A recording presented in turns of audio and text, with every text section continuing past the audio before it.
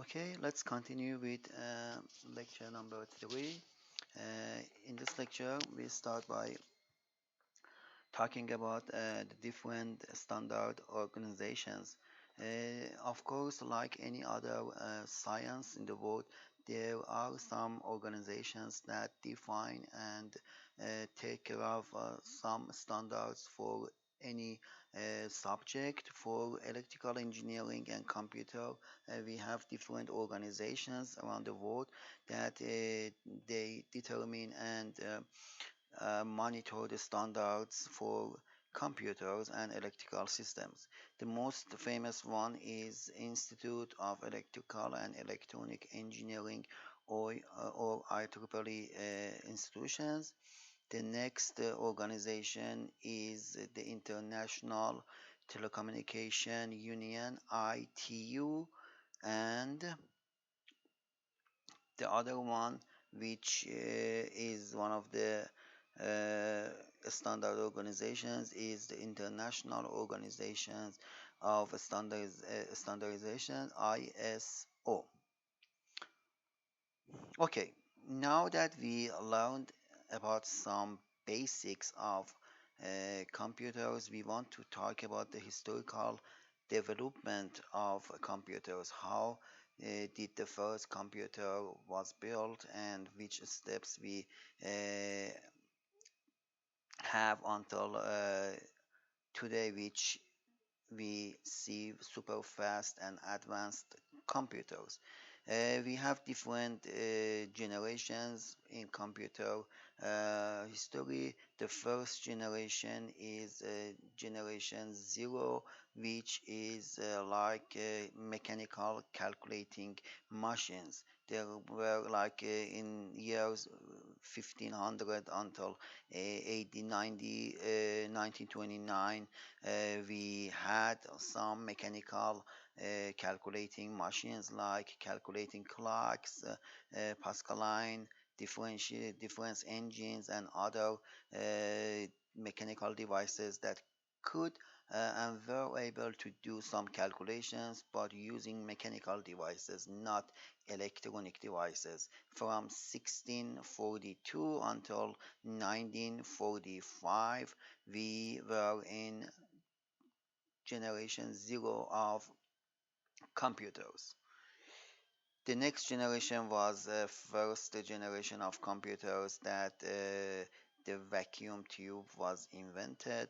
It's 1945 to 1953. The vacuum tube, in fact, is a kind of switch which can be used for designing a computer and electrical circuits. In simple language, if I want to say what is the vacuum tube, it's a simple switch. So we have like it's something like this, a switch. Okay, this is the A, B, C.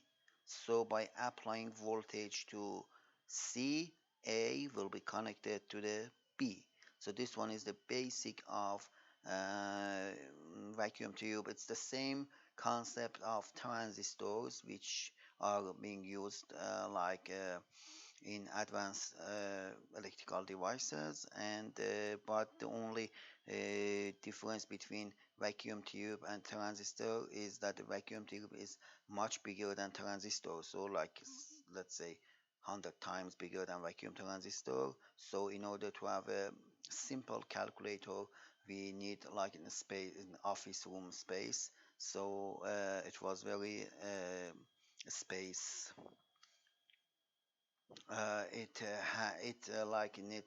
needed larger spaces. So the first generation, which I mentioned, is based on vacuum tube computers. We had the first electronic computer called ENIAC. The ENIAC was a very huge and big computer. It was very simple, even let's say 100 times simpler than a simple calculator which we use nowadays. But at that time, it was most advanced processor in 1945 to 1953. And ENIAC was the first general purpose computer. It means that we were able to kind of program that computer, but not program with software. We had to unplug some wires to change the functionality of the device. Okay, and if we move to the second generation of computers, which, as I mentioned, the transistors replaced with the vacuum tubes were replaced by transistors. The advantage of transistor, as I said, it was much more smaller and faster than vacuum tubes.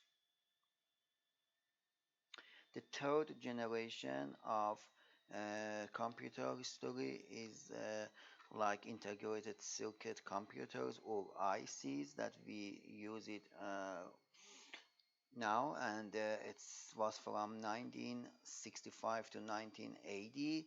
So the IC was invented, and we had the computers working with ICs instead of vacuum, instead of transistors. The fourth generation of computers are VLSI, which is from started at 1980 and still it's going on. And VLSI stands for Very Large Scale Integrated Systems, and we can have more than 10,000. Even I can say that now we can have more than 10 million components per chip, and of course they are very fast and efficient. The first VLSI based computer was built in by Intel, and it was called Intel 4008, and the later versions were 8080, 8086, 8088, and 8186. Okay, so we have some laws in computer. The first law is called Moore's law. What does Moore's law says? It says that the density of transistors in an integrated circuit will double every year. Okay, so it was, this law is back to 1965. Also, we have a contemporary version of this law. It says that the density of silicon chip double every 18 months. So this one is like a contemporary definition of this law. It says that every 18 months the density of chips will be doubled. Okay, so if we have 100 uh, components per chip, every 18 months the number of these components will be doubled. So after 18 months we will have 400, and after 18 months we will have 800, and will be doubled. Okay, so this one is the Moore's law, but this law cannot hold forever. Why? Because of Rock's law. What does the Rock's law say? It says that the cost of capital equipment to build semiconductor will double every 4 years. It's correct that the density doubles every 18 months, but also the cost will be double every 4 years. So we cannot keep it forever. For example, in 1968, a new chip design cost about $12,000. How much $12,000 worth at that time? Would buy at that time we could buy a nice home with $12,000. Okay, so $12,000, which is the cost for designing a new chip in 1968, was the cost of a house. But now in now in 2012, just 2012, not 2020, 8 years ago, The cost of design a new processor chipset was about $5 billion. So let's go back to previous slide. It says $12,000 in 1968 and $5 billion in 2012. So now it's much more.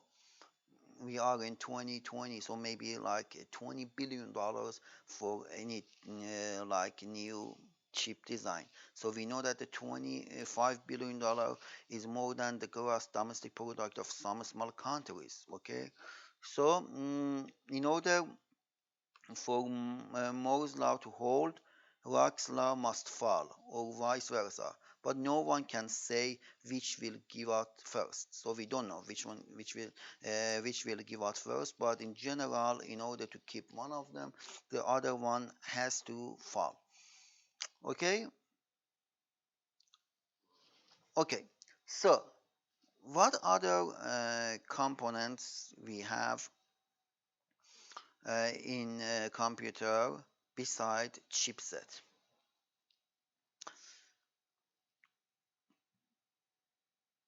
This picture shows the different levels or level hierarchy of computers. If you look to this picture, we see that we have 7 layers. We have layer 0, which consists of digital logic. Using digital logic, we have circuits, gates, and other parts. Level 1 is control. The control level is micro codes and hardware. Level 2 is machine. Machine is consists of instruction set architecture. Level 3 is system software like operating systems. Level 4 is assembly language, okay, or assembly codes. Level 5 of a computer is high level language like Python, C, C Sharp, any other programming language that we use. And level 6, which is the highest level, is like the user, which is in fact executable program. When we have an application, we click on the application.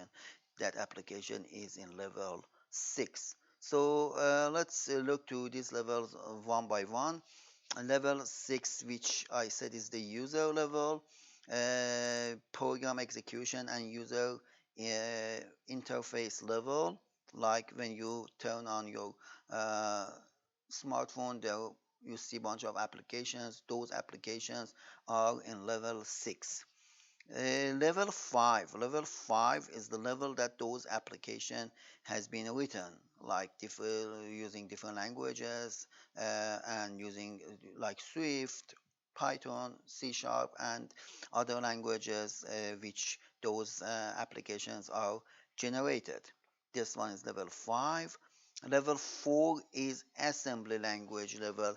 When we write a program in high level language like Python or C, those languages will be converted to lower level language called assembly language. Okay, and then level 3, we have system software level, which controls executing process on the system, and level 2 is machine level. The machine level is instruction set architecture level. Here is the border between software and hardware. Below instruction set architecture, we have our hardware, and above instruction set architecture or ISA, we have software. So this one is the machine level, and it consists of instructions. And level 1 is a control level, which is in fact hardware. part of a processor, a control unit, decodes and executes the instructions and moves data to the system just in the hardware format. Okay, and hardwired control units consist of hardware that directly execute machine instructions. So here is very important. It says that hardware that directly executes machine instructions. So finally, that application and high-level language will be executed directly with hardware. And level 0 is digital logic level, which is this level is where we find digital circuits like um, gates, wires, and different components. Okay, and this one is the lowest level we can have. Okay, so now let's talk about von Neumann model. If you remember, I said that an ENIAC is all-purpose computer. So in ENIAC, we know that all programming was done at digital level logic, so level 0, because at that time we didn't have the other levels, okay? And programming the computer involved moving plugs and wires. So they had to like manually change the connections, move the wires, unplug the wires to program the computer, because they only at that time for any processor they had only level 0.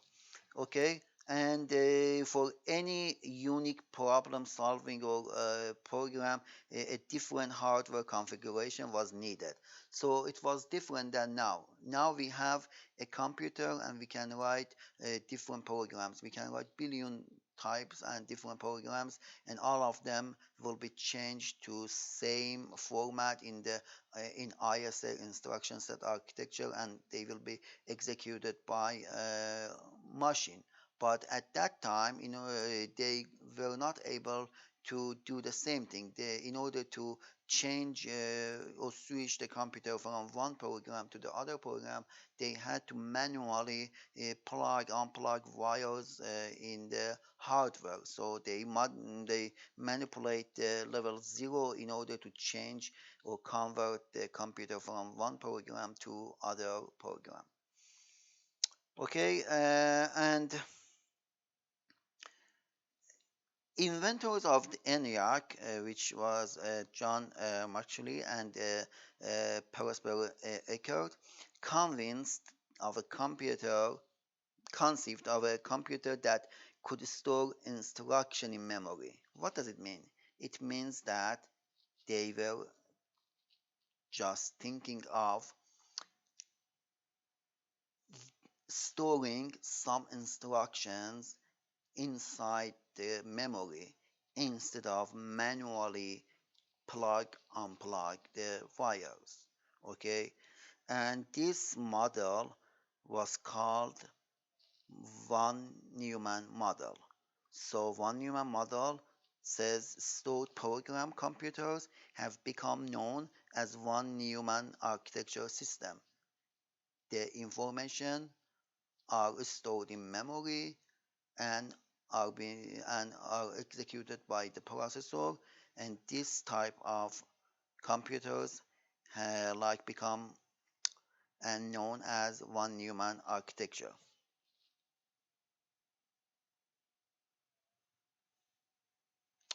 Okay, today's stored program computer have the following characteristics.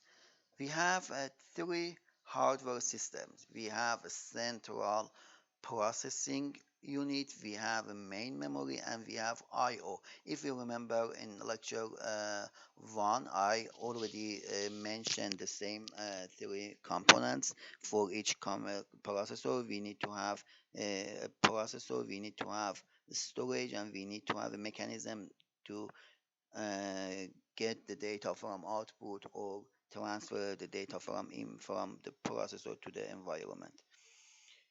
Okay, we need the capability to carry out sequential instruction processing, and of course we need a single data path between the CPU and main memory. So these three are the main requirements or main features of von Neumann model. Okay, so we had three hardware systems. We had we have the capacity to carry out sequential instruction processing, and we have a single data path between the CPU and the main memory. So if this one is CPU and this one is memory, we have a single data path between them, and these are the von Neumann model. Okay, this one is the general description of this model. If we look to this figure, we see that we have main memory here, we have I/O, and we have processor. Inside the processor, we have different parts. We have program counter, we have registers, we have arithmetic logic unit, and we have control unit, which we will discuss in the next slides. And these computers employs a fetch, decode, execute cycle to run programs as follow. So I will explain it in a few minutes. So before explaining the fetch, decode, and execute cycles, let's say that these computers, this model runs or execute each program in three different steps: fetch, decode, and execute. Okay, the control unit, which is inside the processor, fetches the next instruction from the memory using the program counter, which shows the location of that instruction, and bring it inside the processor. So what does fetch do? So let me repeat it. The control unit, using the address provided by program counter, gets the information from the main memory and bring it inside the memory. Bring it inside the processor. This step is called fetch. In the next phase, which we do decode, the instruction is decoded into a language that ALU can understand. What is ALU? ALU is arithmetic logic unit. It can run some arithmetic operations: add, subtract, multiply, shift, and some other operations. So the data that been fetched from the memory, when it comes inside the processor in the fetch cycle, will be converted or decoded to a language that the arithmetic logic unit can understand. And in the next, any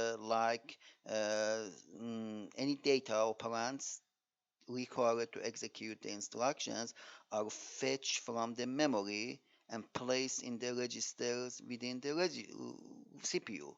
So when arithmetic logic unit uh, knows what it's supposed to do, it's supposed to add A plus B. These A and B are located in the main memory, and we call them operands. So then any data operands such as A and B are fetched from the main memory and stored in the registers. And ALU executes the instructions and places the result in the register or memory.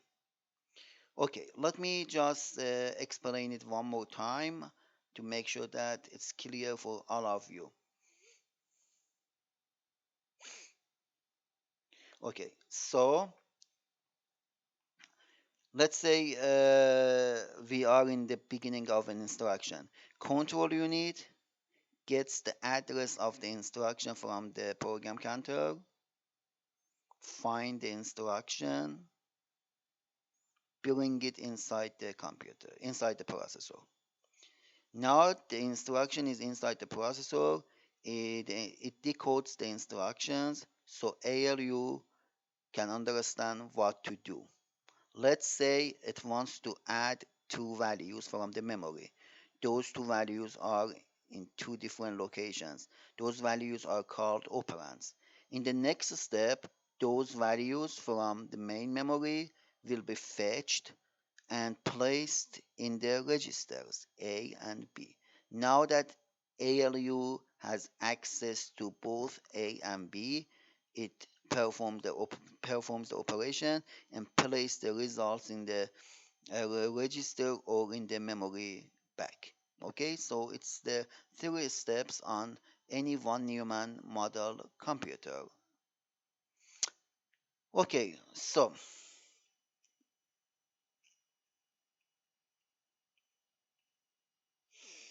if you remember, I said that von Neumann model, we have one single data path between memory and processor, but we had some improvement in designing the computer, which one of them includes adding specialized buses, floating point units, and cache memories. All of them are added to the processors to increase the performance of the processors. So these are the new devices which are supposed to be added to the processors. So, some of today's systems have different buses for data and instructions. So, if you remember, in our previous slides, I said that we get the instruction from the main memory by control unit and building it inside the processor. We get the operands again using the control unit and building them inside the processor from the same data path. But some advanced computers have two different buses, one for instruction, one for data. So if we need to get the instruction, we use instruction bus. When we need to get operands or data, we use data bus. Why? It increases the speed. Okay, we can do both of them at the same time. So this type of processor are non von Neumann models because they don't have a single data line between processor and CPU. They have two different and separate buses for data and instructions. Okay. Uh, okay, that's we done with chapter 1, and in the next lecture we'll start with the next chapter. Thank you.